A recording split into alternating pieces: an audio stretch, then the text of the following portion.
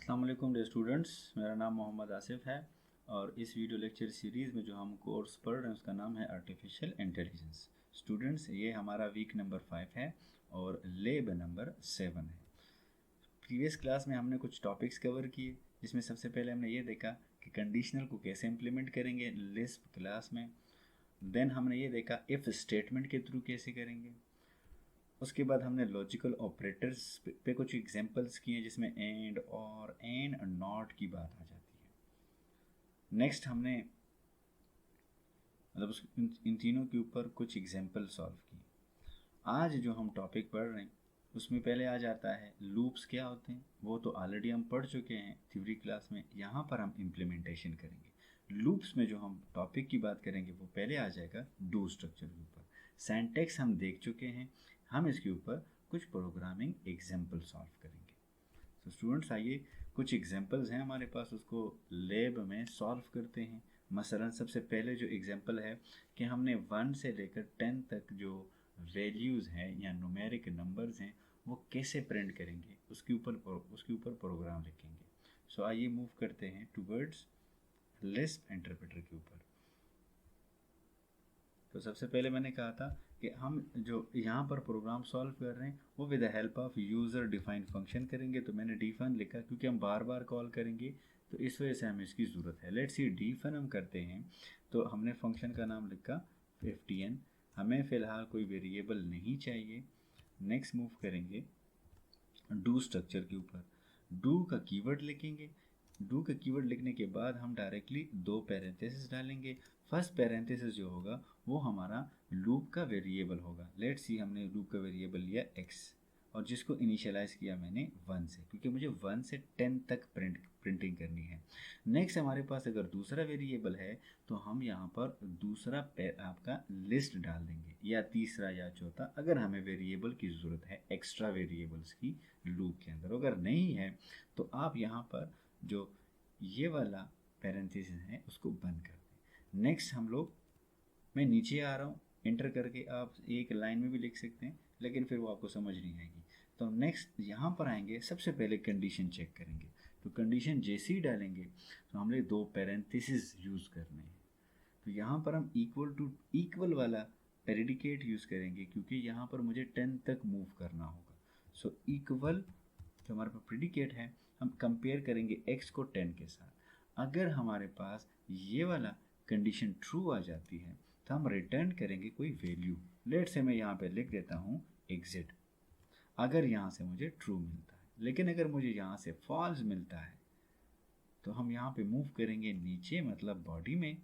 तो अगर आप देख रहे हैं मैंने यहाँ पर भी पैरेंथेसिस ख़त्म नहीं किया। मूव करेंगे नीचे। जैसे ही हम यहाँ पे नीचे मूव करेंगे सबसे पहले हमारे पास आ जाएगा कि लेट से मैं प्रिंट करना चाहता हूँ वैल्यू को, प्रिंट x करना चाहता हूँ। उसके बाद मैं इंक्रीमेंट करना चाहता हूँ, सेट क्यू हमारे पास असाइनमेंट ऑपरेटर है, जिसकी वैल्यू दोबारा सेट करूँगा +x1। तो हम यहाँ पर इंक्रीमेंटेशन कर रहे हैं। ठीक है स्टूडेंट। तो जैसे ही यहाँ पर आप लोग यहाँ पर एग्जिट करेंगे तो मुझे ये पैरेंथेसिस बंद चाहिए। यहाँ पर आपकी कंडीशन वाले दोनों पैरेंथेसिस आ गए, मतलब फर्स्ट लिस्ट आ गया, दूसरा एग्जिट आ गया, मतलब रिटर्न। तो आपके पास ये जो पैरेंथेसिस है हम इसको बंद कर देंगे। सो जैसे हम इंक्रीमेंटेशन कर लेंगे उसके बाद हम लोग डू की जो बॉडी है उसको क्लोज कर देंगे और आखिर में जो हमने डिफन स्टार्ट किया था उसको ख़त्म कर देते हैं। सो कंडीशन अगर ट्रू करता है तो रिटर्न करेगा एग्जिट, और अगर फॉल्स करेगा तो बॉडी पे वो मूव करेगा।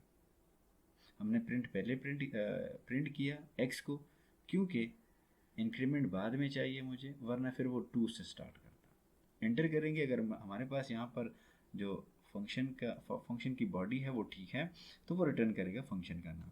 अब हम कॉल करेंगे ftn, हमें 0 आर्गूमेंट चाहिए तो हम आर्गूमेंट सेंड नहीं करेंगे। जैसे हम एंटर करेंगे हमारे पास प्रिंट हुआ 1 2 3 अप टू 9 और एग्जिट कर गया। ठीक है।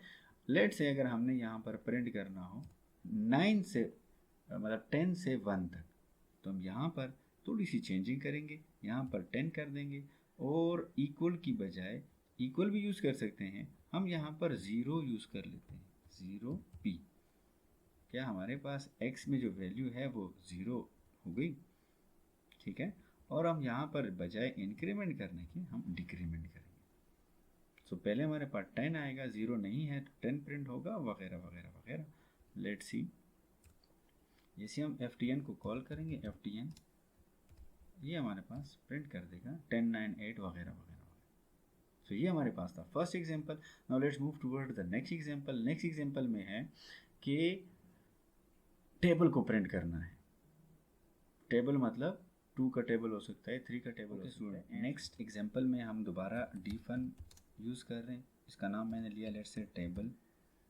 एक आर्गुमेंट चाहिए होगा मुझे x, फिर हम लोग डू स्ट्रक्चर के ऊपर मूव करते हैं, डू लिखेंगे, डू का कीवर्ड है, डबल पैरेंथेसिस में स्टार्ट किए हैं, एक लिस्ट और दूसरा लिस्ट और आपका पैरेंथेसिस बंद। यहाँ पर मैंने 2 लिस्ट इसलिए डाले क्योंकि फर्स्ट में आ जाएगा आपका डू वेरिएबल जिसको मैं 1 से इनिशियलाइज कर रहा हूँ। टेबल में 1, मुझे एक्स्ट्रा एक वेरिएबल चाहिए जिसको मैंने 0 से इनिशियलाइज किया। नेक्स्ट मूव करते हैं कंडीशन के ऊपर। कंडीशन में 2 पैरेंथेसिस इक्वल टू 5 तक मैं मूव करूँगा, var के साथ मैं 5 तक मूव करूँगा क्योंकि मुझे टेबल 1 to 5 कंप्लीट चाहिए। सो फर्स्ट कंडीशन अगर ट्रू आती है तो यहाँ पर वो एग्जिट कर जाएगा, लेट्स से लूप एंडेड, और पैरेंथेसिस दूसरा भी बंद कर देते हैं। और अगर यहाँ से मुझे फॉल्स मिलता है, let's say, so let's see, मैं यहाँ पे कर दूँगा कि सेट क्यू var की वैल्यू मैं मल्टीप्लाई कर रहा हूँ, किसको, x को var के साथ, ये आपस में मल्टीप्लाई होंगे तो हमारे पास एक्चुअल टेबल प्रिंट होगा। और सॉरी, रिजल्ट जो है वो var की बजाय res में हम स्टोर करेंगे। नेक्स्ट हम मूव करते हैं, x जो प्रिंट करेंगे, सॉरी, वो आपका होगा प्रिंट res जो एक्चुअल टेबल है आपका। आखिरी ऐसे एक्सप्रेशन में हम करेंगे ये कि हम इंक्रीमेंटेशन करेंगे var वेरिएबल की +1 var, डू को ख़त्म करेंगे एंड dfun को ख़त्म करेंगे। सो यहाँ पर इक्वलिटी चेक कर रहे हैं, अगर ट्रू आता है, यहाँ पर फॉल्स आता है, ये 3 स्टेटमेंट जिसमें मल्टीप्लिकेशन करेंगे, रिजल्ट में स्टोर करेंगे, रिजल्ट को प्रिंट करेंगे और var जो हमारे पास वेरिएबल है उसको 1 by 1 इंक्रीमेंट करेंगे। सो टेबल को कॉल करते हैं, उसको एक वैल्यू सेंड करते हैं 2 लेट से, तो जैसे हमने इंटर किया तो हमारे पास 2, 4, 6 एंड 8 आया।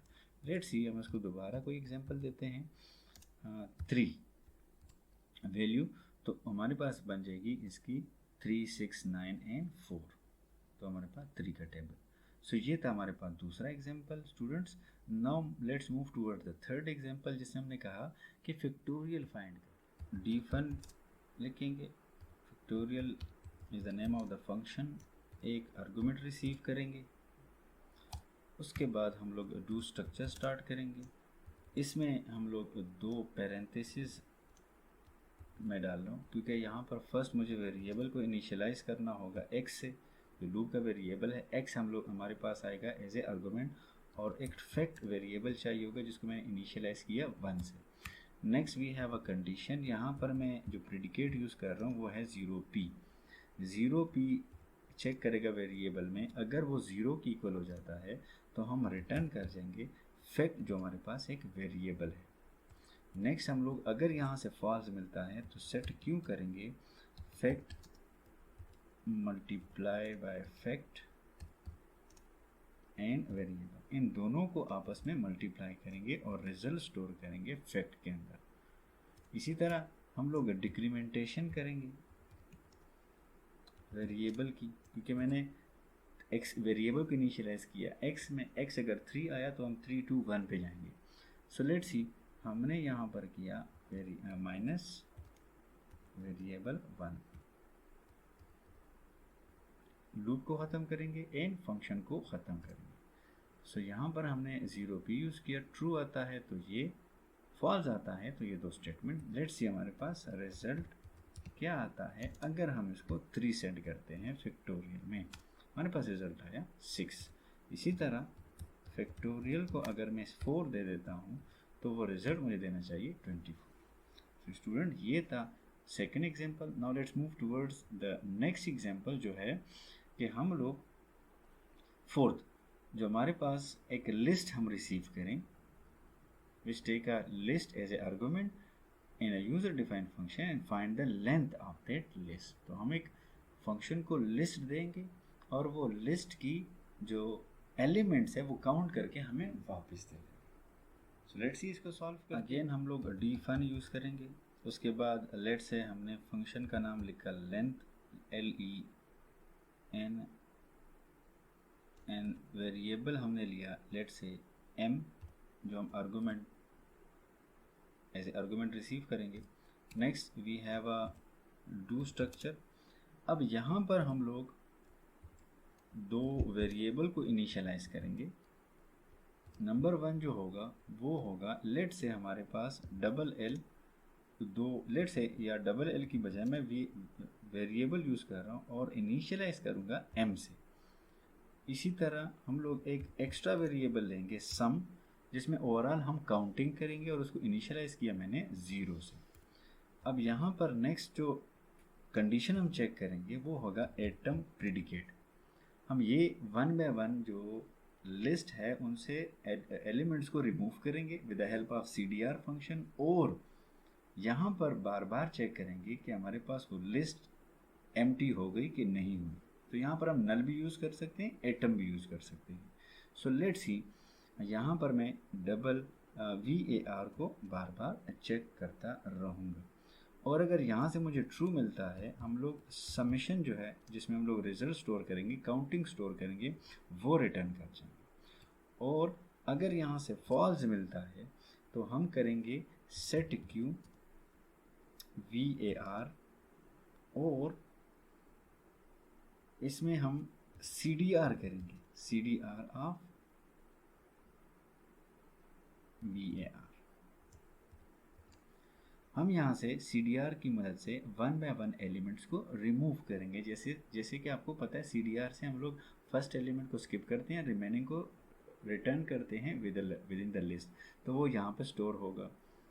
इसी तरह ये 1 बाय 1 डिक्रीमेंट, तो ये डिक्रीमेंटेशन का रोल अदा करेगा यहाँ पर। और साथ साथ में ये हम लोग सेट क्यू करेंगे समेशन को 1+ फंक्शन, मतलब हमारे पास एक फंक्शन है 1+, ये फंक्शन का नाम है, ये इंक्रीमेंट करता है बाय 1 जो भी हमारे पास वेरिएबल अवेलेबल हो, लेट्स से सिंबल जो अवेलेबल हो। आखिर में हम लोग डू को कंप्लीट करेंगे और डिफन को एंड करेंगे।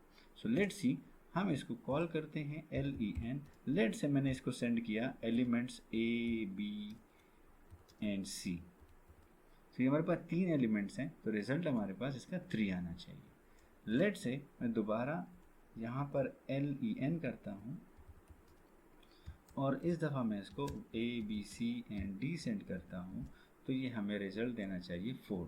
स्टूडेंट जैसे इसने ये M में स्टोर किया, उसने वो वेरिएबल में स्टोर किया, इनिशियलाइज़ किया 0 में, फिर हमने यहाँ चेक किया कि वेरिएबल के अंदर मतलब जो वैल्यू है वो एटम हुई कि नहीं हुई। वो हमारे पास वेरिएबल में क्योंकि ABC स्टोर है तो एटम तो नहीं है, रिटर्न नहीं कर रहा, ये यहाँ पे आ जाएगा। वेरिएबल में अगर आप देखें हमने CDR किया, CDR अगर हम इसका करेंगे तो ये फर्स्ट एलिमेंट को स्किप कर जाएगा, हमारे पास बन जाएगा BC विद अ लिस्ट। हम लोग एक आइट्रेशन कर चुके हैं तो हमारे पास समेशन की वैल्यू इंक्रीमेंट हो गई, वो हो गई 1, वापस जाएगा, हमारे पास BC है लिस्ट के अंदर तो एटम नहीं है, रिटर्न करेगा वापस, फिर CDR करेगा, फिर B ख़त्म हो गया यहाँ पे। इसी तरह इंक्रीमेंट करेगा समेशन को, वापस जाएगा, नेक्स्ट हमारे पास होगा C with in the list, atom अभी नहीं हुआ, नेक्स्ट मूव करेंगे, फिर से CDR करेंगे, हमारे पास एम्प्टी लिस्ट आ जाएगी और समेशन बन जाएगा 3। लास्ट टाइम हमारे पास 2 था।